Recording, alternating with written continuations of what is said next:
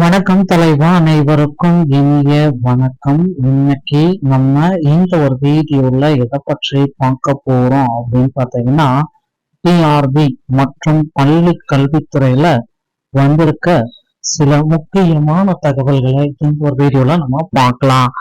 பதவி உயர்வு இல்லாமல் ஆசிரியர் கலந்தாய்வு நடத்துவது வேதனை. டாக்டர் ஜியோ தியாகராஜன் அவர்கள் பேட்டி கொடுத்திருக்காங்க. சோ பதவி உயர்வு இல்லாமல் ஆசிரியர் அந்த கலந்தாய்வை நடத்தக்கூடாது, இது ரொம்ப வேதனைக்குரிய செயல் அப்படின்றத குறிப்பிட்டு சொல்றாங்க. சோ ஆசிரியர் தேர்வு வாரியத்துல முதல்வர் விஜய் அவர்கள் சில முக்கியமான அறிவிப்பை வெளியிடுறாரு. அதே போல ஆசிரியர்கள் பிஜிடிஆருடைய முதுகலை ஆசிரியர்கள் 3600 இருந்து 4600 வரைக்கும் அரசு பள்ளிகள்ல உடனடியாக நியமிக்கப்படும் அப்படின்றத தெல்ல தெளிவாக நமக்கு குறிப்பிட்டு சொல்லியிருக்காங்க. சோ உடனடியா இந்த 3500 வேகன்சிஸ்ல இருந்து 4500 வேகன்சிஸ்கள் ஆசிரியர் காலி பணியிடங்கள் நிரப்பப்படும் அப்படின்றத நமக்கு சொல்லிட்டாங்க. சோ தற்போதைய இலக்கு அப்படின்னா டிஆர்பி இல்ல, தேர்வுகள் பாடவாசிரியர் ஆசிரியர் இல்லை, பதவி உயர்வு எதுவுமே இல்லை.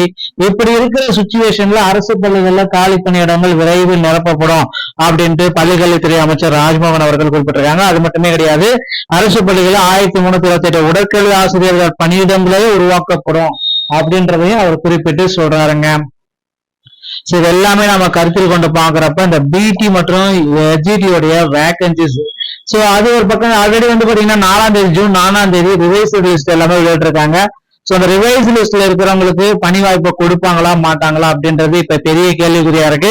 சோ ஆசிரியர் பணியிடங்களை நிரப்புவதே முதல் நோக்கம் அப்படின்றது பள்ளிக்கல்வித்துறை குழு அமைச்சர் குறிப்பிட்டிருக்காங்க. பகுதி நேர ஆசிரியருக்கு பொதுமாறுதல் கலந்தாய்வு நடத்த வலியுறுத்தல்.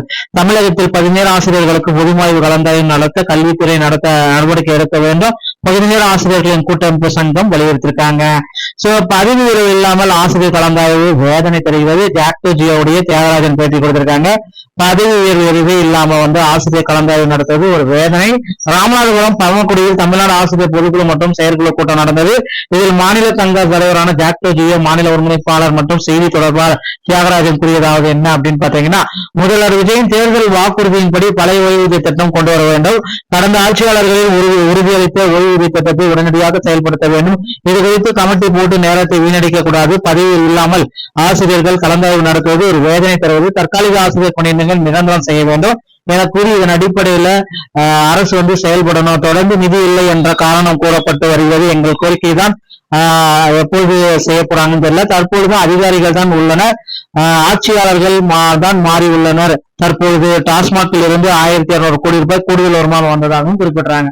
சோ நடுநிலை பள்ளி தலைமை ஆசிரியர் பதவி பெற்றதற்கு பிஎட் முடித்த உயர்கல்வி வழங்கப்பட்ட ஊக்குவதியும் சரி என்று 3 பேர் அமர்ந்த நீதிபதிகள் குறிப்பிட்டிருக்காங்க. சோ அது ஒரு பக்கம் இருந்தாலும் பள்ளி கல்விகள்ல ஏஐ கோடிங் கற்றுத்தரப்படும் அமைச்சர் ராஜ்மோகன் அவர்கள் குறிப்பிட்டு சொல்லியிருக்காரு. தமிழகத்தில் முதற்கட்டமாக 5000 பள்ளிகளில் ஏஐ கோடிங் கற்றுத்தரப்படும். ஆசிரியர்களுக்கு பயிற்சி அளிக்கப்பட்டு அவர்களுக்கு மாணவர்கள் கற்பிக்க ஏற்பாடுகள் செய்யப்படும். இந்த ஆண்டு தேர்ச்சி நல்ல நிலையில் இருந்தாலும் தற்போது தேர்ச்சி விகிதத்தை அதிகரிக்க ஆலோசித்தோம். மதம் சாதி அடையாளங்களோடு கல்வி வளாகத்தில் யாரும் வரக்கூடாது. பிரிவினை தூண்டக்கூடிய வேற்றுமையை வளர்க்கும் எதற்கும் பள்ளிக்குள் இடமில்லை அப்படின்றத குறிப்பிட்டு சொல்லிட்டாருங்க. சோ இது ஒரு பக்கம் இருந்தாலும் அடுத்து பாத்தீங்கன்னா டெட் தேர்வுல தேர்ச்சி பெற்றவர்களுக்கு 2013 மற்றும் 2017 தேர்ச்சி பெற்றவங்களுக்கு கண்டிப்பா போஸ்டிங் போடுவோம் அப்படின்னு முதல்வர் விஜய் அவர்கள் குறிப்பிட்டிருக்காரு. நிச்சயமா இதை எதிர்பார்க்கலாம். அதே போல 149 ஜிஓ நீக்க போறதையும் நம்ம பார்க்கலாங்க. பள்ளி கல்வித்துறையில பிஜிடிஆர் வேகன்சிஸ் பாத்தீங்கன்னா 3600 இருந்து 4600 இந்த ஆண்டு கொடுக்க போறாங்க. பிஜிடிஆர்பி, ஹெச்டி, யூஜிடிஆர்பி உண்டான தேர்வு தேதிகள் விரைவில் இருக்கு. டெட் தேர்வு தேதிகளுக்கு உண்டான தேதிகள் தேர்வுகள் போஸ்ட்போன் செய்யப்படுறதுக்கு நிறைய வாய்ப்புகள் இருக்குங்க.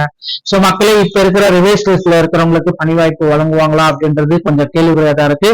பொறுத்து நம்ம பார்க்கலாம். ஏன்னா ரிவைஸ் லிஸ்ட் நிறைய பேருக்கு பாத்தீங்கன்னா இன்னும் ஓப்பன் ஆகல அப்படின்னு சொல்லிட்டு இருக்காங்க.